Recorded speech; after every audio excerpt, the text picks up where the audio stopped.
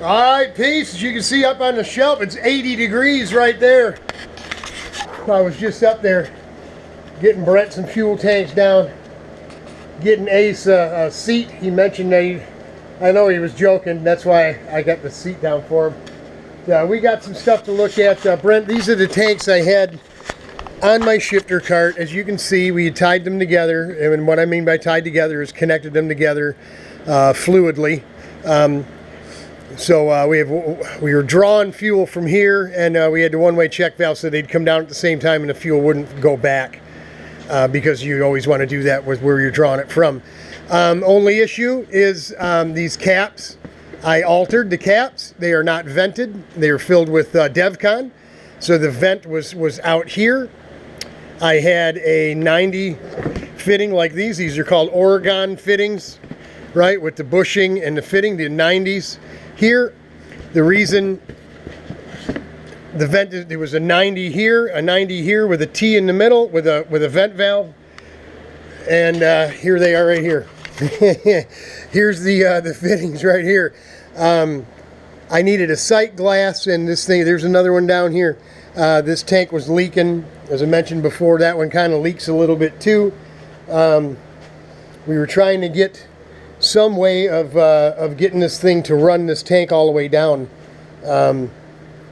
because before we changed all this, so just using this here, it would get down to about here, and it would start running out of gas when the fuel would surge. So back to Brent.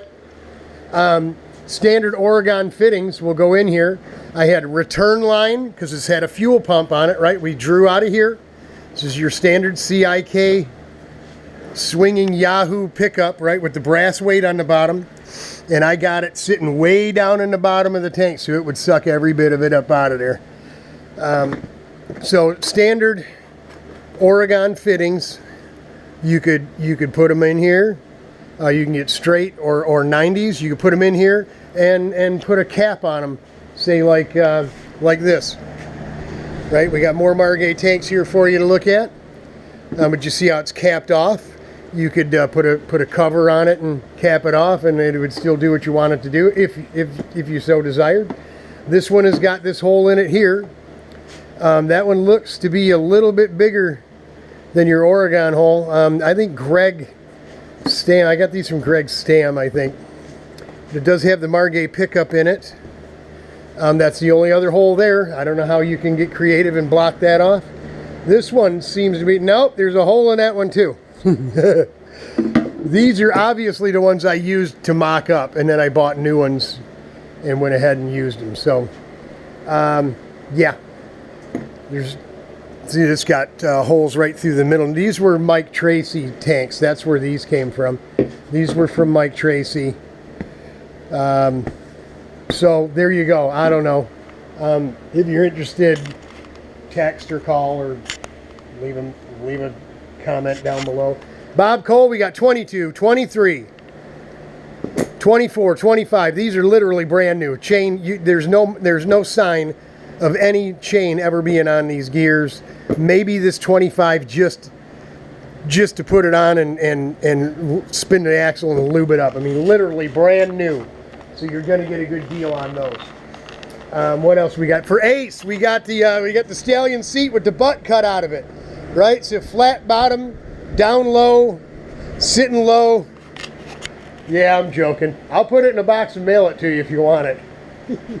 Well, you got an RPM seat just like the one, a red one you said, just like the seat that's in the four-banger down there. That's a large seat. You probably got the smaller seat, especially if you got that in the deal when you bought the cart from Chris Larson, because I'm pretty sure I sent Chris, before he bought the CKI, he was just getting back into enduro karting. I think he might have had a Coyote. I sold him the old-fashioned RPM nose, side panels, the seat, crapazola. I think we'd send him a tailpiece, NACA ducts, everything we had. Even maybe I think we even rolled a floor trip. We went down to the Greyhound, put all that stuff on the Greyhound bus and sent her to Texas. That might have been where that seat came from. If you're interested, let me know. I'll take her down to UPS and we'll ship it to you. We got the Jerry Cole. Jerry Cole had asked about either the caliper or the rotor off the Quicksilver, Rich's vintage cart. He took the hub. Sorry, he used the hub on the new Paul Martin stuff that he put on there. But we got the whole rear, and I saved the springs because we took all the springs out. We've got the front calipers here with the brand new seals and rebuilds for them. Masters, I got pictures of all that stuff if you want to see pictures. Cool. We got two brand new old stock NOS rotors, a little different than the originals. These have got a little swipe cut in them to remove any brake dust and stuff, but these are literally absolutely brand new. I think this has got to go on. One of the calipers probably have a pad on, the other one doesn't. I could have sworn we had extra pads in here too. Yeah, we do. Yeah, we got a new set of pads and stuff here too. So, full set of pads plus an extra set. Hubs, rotors, spare rotors, the other ones here, master cylinders, all this stuff needs to go, folks. We got to get rid of this stuff. The shims for the stub axle that go on behind the front caliper, it's all here. So take a peekaboo, and if you see something, let us know. People are calling. I'm getting text messages. A text message with, I'm not going to drop any names, because if his wife is watching, it might blow some kind of future deal we got going. But one of the guys, a blast from the past, not too long ago, but one of our karting brethren who's moved on to bigger and better things, text messaging me about the Blue Demon out in the trailer. Would break my heart to get rid of it, but if it makes somebody else happy, I'll take the pain for you. You know who you are. Hang in there. Congratulations on the babies and all that stuff, and you know, we're praying for you and the wife and the family down there. They're attacking the family unit in the world right now. We don't need any of that. So I got a message from Sigafus about the Yamaha Enduro.